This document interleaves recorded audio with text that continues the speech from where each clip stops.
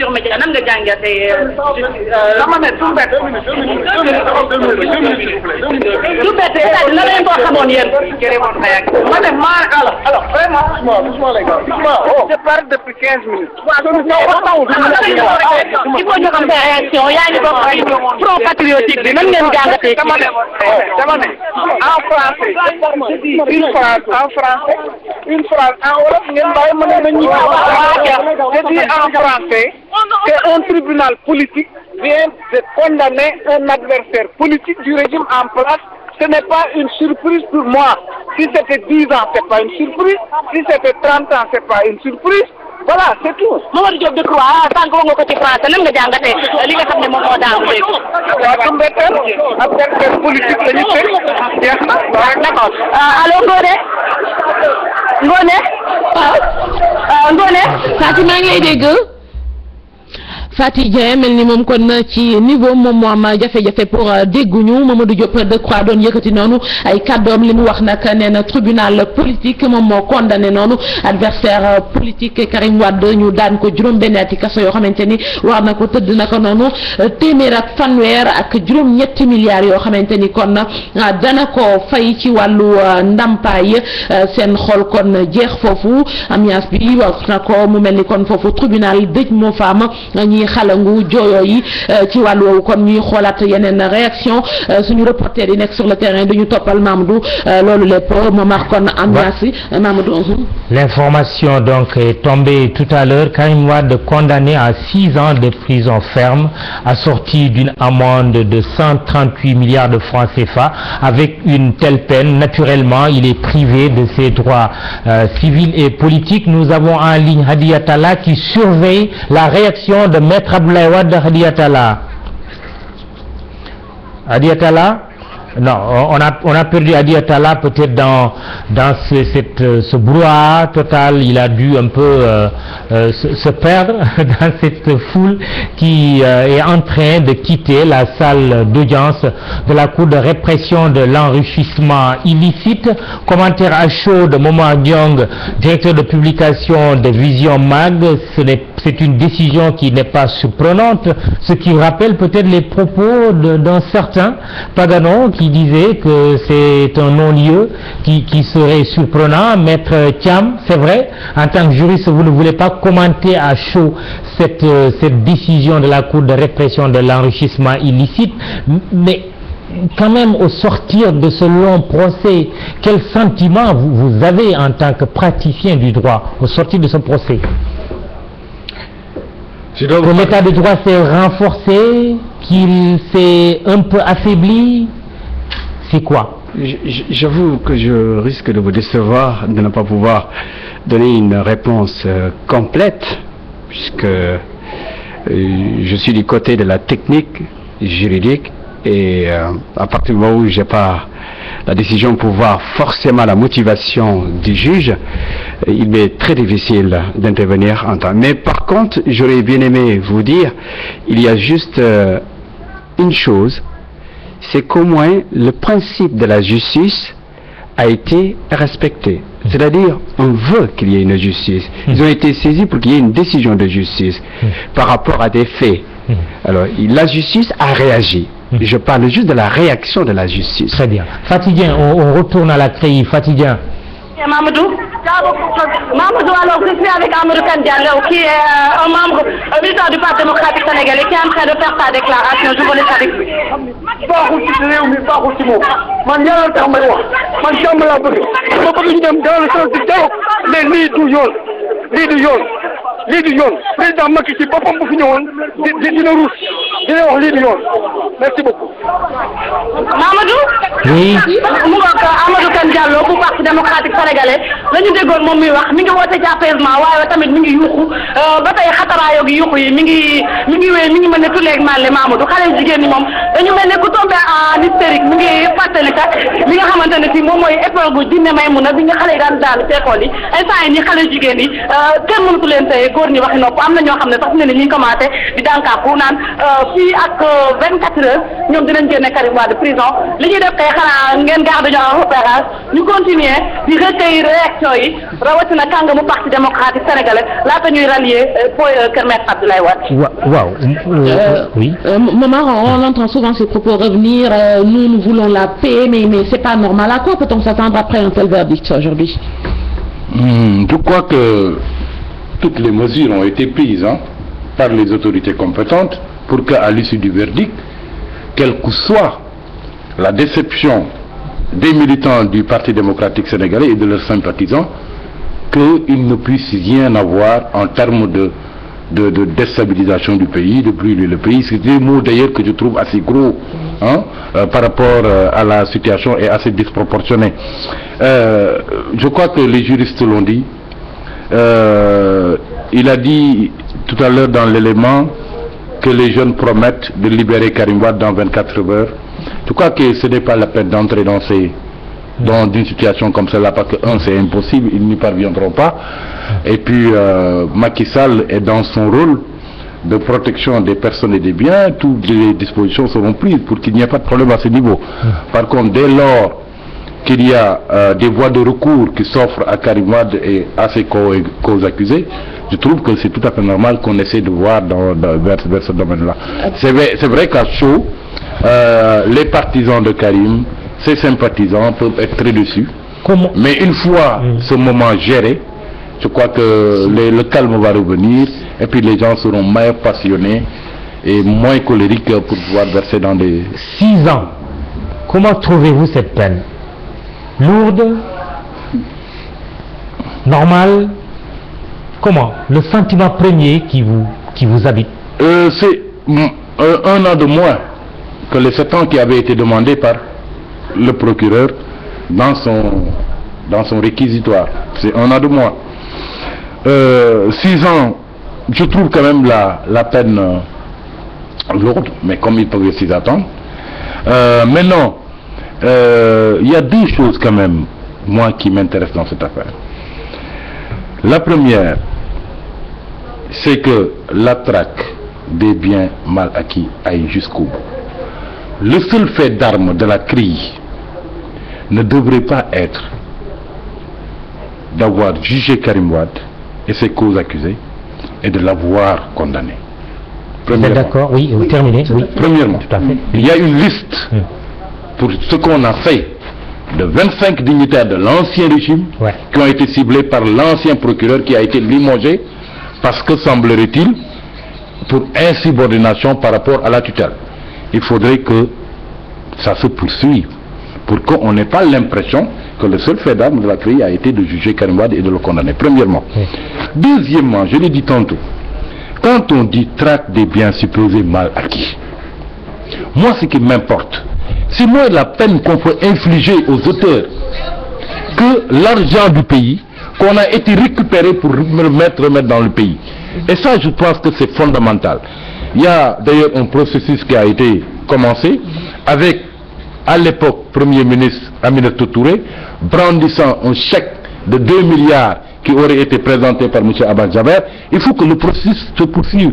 Il ne s'agit pas tout simplement... Par exemple, vous l'avez aussi dit, c'est presque impossible d'échapper à la crise si encore on doit poursuivre 25 dignitaires du Parti démocratique sénégalais. Ce n'est pas un peu tuer l'adversaire quand même.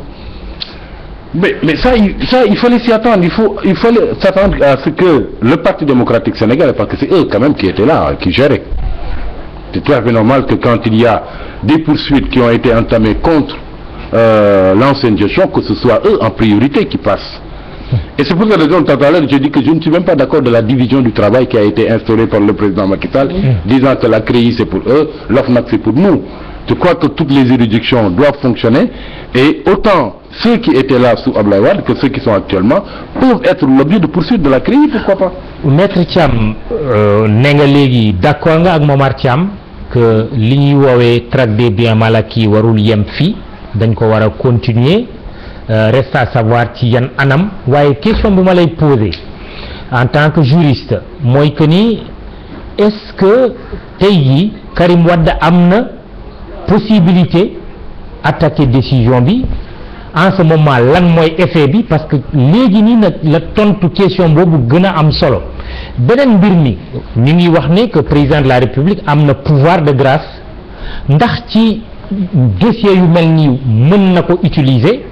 am na sax ñuy wax loi d'amnistie nga xam ne dafay faase sax fee yi joxaat ki nga xamante ni dañ ko daan droit yu mu waroon am nan nga gisee ban jàngat la waaw pour recours bi mën na ko def ndax loi moo ko wax même su dee loi bi am na leneen li ñu bëggoon mu wax ko waxu ko mais am nañu possibilité waxoon naa leen ko sànq. décision bu génnee rek dina am ku kontaan am ku kontaanul.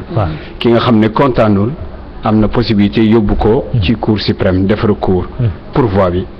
leneen lii mooy grâce dafay fekk condamné nañ la te condamnation bi dem na ba mu jeex nekk na définitive.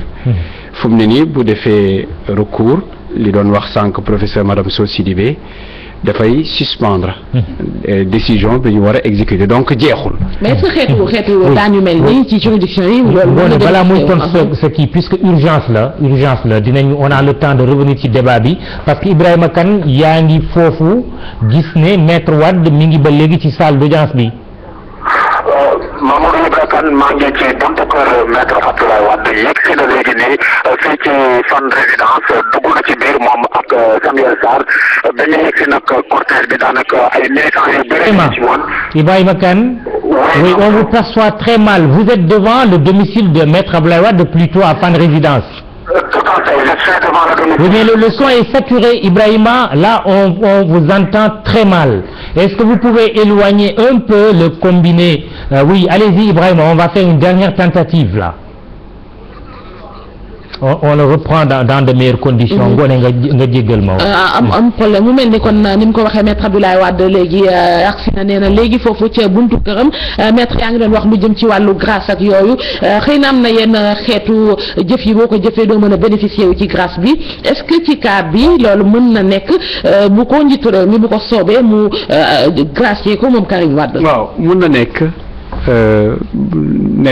génnul ci niñ ko waxee ci situation yi nga xam ne war na mun a accorder grâce constitution moo ko may mu nga xam ne muy gracier di ñi nga xam dañ leen condamné woon mais day fekk tamit condamnation bi mu définitive mooy mbir mi jeex fii nag jeexagul benn juge moo ne gis naa ne que liñ ko tuum def na ko génn na ci benn peine bu defee pourvoi day tax ñu mbir mi ñu suspendre quoi en attendant. Waaw, on retourne au domicile de maître Abdoulaye Wade. Ibrahima Kane, j'espère que la liaison est maintenant bonne. Ibrahima Kane. Oui, Mamadou, et je l'espère aussi. Oui, allez-y, c'est bon maintenant. Voilà, je suis présentement au domicile de maître Abdoulaye Wade à Fann Résidence. Il vient juste d'arriver, il y a juste 5 minutes de cela. Il est accompagné par une forte délégation, des militants, mais aussi des responsables du Parti démocratique sénégalais, à l'image de Samuel Sarr. On aperçoit également Mamadou Diop Decroix qui entre dans le domicile. Djibo Leyti Ka également est là pour prêter main forte à maître Abdoulaye Wade. Devant la porte du domicile, beaucoup de militants devant et des gendarmes devant la porte qui les empêchent de rentrer dans la maison. Et là, il commence à y avoir du bruit, des militants qui sont en pleurs, qui disent qu'on va libérer Karim, on va libérer Karim. Certainement, maître Abdoulaye Wade va donner un point de presse d'un instant à l'autre. Actuellement, les journalistes sont là, ils sont tous présents. Il y a du monde et ça bouge au niveau du domicile de maître Abdoulaye Wade à Fann Résidence. waaye bu ci wolof rek nga résumé ñu situation boobu maître Abdoulaye Wade ñibbisi na foofu ca Fann Résidence gannaaw bi verdict bi daanoo. waaw maître Abdoulaye Wade dellu si na léegi la ñëw daanaka ay juróomi simili rek bi muy yëg si nag ñu ngi ci 4x4 yi bëri na ay militants yoo xam ne ànd nañ ci ak tamit ay yenn responsable yu parti démocratique sénégalais ku ci mel ne Samuel Sarr dugg na ci biir kër gi Djibo Ka tamit ñëw na ngir gën a dooleel maître Abdoulaye Wade ñëw masawu ko ndax décision bi nga xamante ne tombé na léegi nii fii nag bëri na ay militants yoo xam ñu ngi ci buntu bi ji bëgg a dugg si biir domicile maître Abdoulaye Wade waaye gendarmerie si buntu bi ñu ngi leen di téye ne duñu dugg am na si ñoo xam ne ay soxna ñu ngi jooy yu mel demee noonu militants yi tamit ñu ngi yuxu on va libérer Karim dañ koy libérer fi mu toll daal kon xam naa ne du yàgg tuuti maître Abdoulaye Wade dina jàkkaarloog way taskatu xibaar yi ngir daal ñu mën leen yeggee loolu yëpp nga xam ne dina fi am. Ibrahima Kane, merci Momar. Juróom-benni at ngir Karim Wade, ça ne doit pas être facile pour maître Abdoulaye Wade à son âge, surtout 90 ans comme ni nga ko waxee sànq gis nañ ko bu muy génn di dem tribunal jëlee fa xibaar bu mel ni dugg si waat waaye politique yi ña nga fa jibale ci ka ñoom dëkkuwaa ngir jàppale ko parce que wan nañu xalaat ni yombul même ci bépp waajur boo xamante ni xamal nañu ne la sa doom dañ ko tëj lu toll ci juróom-benni at. loolu dëgg la surtout nag mu fekk ni mbir mi ay avenir politique moo doon joué xam nga sànq yëkkati naa waxu transaction bi ñu yëkkati woon ci njëlbeen ba ni peut-être mën nañoo bañ a dem ci yoon ba yegg ci cappaandaw bi bay àtte ay nit mais ñi nga xam ni ñoo fi yore woon doon def ak di dindi bu fekkee am na alal goo xam ni nit ñi gis nañ ni ko jéggi na dayoo mën nañ ko waxtaane ñu am luñ ci joxe ñu bàyyi leen xam nga bi ma ko waxee rek nga génne beneen question politique ni waaye kan mooy nangu ni man jaarale naa nguur gi fii muy transaction lii it noonu la mel même bu fekkee ni possibilité de grâce présidentielle am na ci mbir mu mel nii day fekk ni Karim Wade jébbal bataaxal bu mel noonu président de la République pour mu baal ko loolu mooy d'abord nangu li nga xam ni moom lañ la tuumaal dëggal li tribunal bi wax soo ko jaar foofu donc moo tax ma yaakaar ni même possibilité de grâce présidentielle boobu gisuma ko ci mbir mi li ma jàpp rek ni moom la ñuy def ci wàllu yoon mooy def recours xaar lu leen yoon may dossier bi foofu laa yaakaar ni fa lay continuer mais même mbirum parce que avenir politique yi mu ëmb moo tax. Très bien Maymouna Ndiaye est en ligne notre reporter Maymouna na nga def. waaw fu mu nekk nii yow yaa ngi côté ban Médina. maa ngi côté Poste Médina. waaw. fii nag li ñu fi nemmeeku Mamadou mooy verdict bi ba muy tombé ba léegi dañoo gis takk der dañ fiy gën a takku maanaam ñetti oto lañ fi gisoon mais fi mu toll nii gis nañ fi ñeenti oto takk der ba li ci gën a yéeme rek ñoom dañuy wër ci Poste Médina yi maanaam dañuy sillonné di wër di xool population yi tamit ñoom dañoo génn daal di taxaw maa ngi gis ñuy contesté ñenn ñi ci téléphone bi di wax jaaykat yi ñoom it dañoo taxaw mel ni daal seen yaram dafa sedd ñu ngi taxaw ku nekk di wax kii daal mu mel ni dañ cee ànd ak verteel. Maymouna ñu gërëm ko muy wax situation bi kon ci koñ yi dinañ ko toppaat moom wax ñu doon wax rek ci wàllu avenir tey ji parti démocratique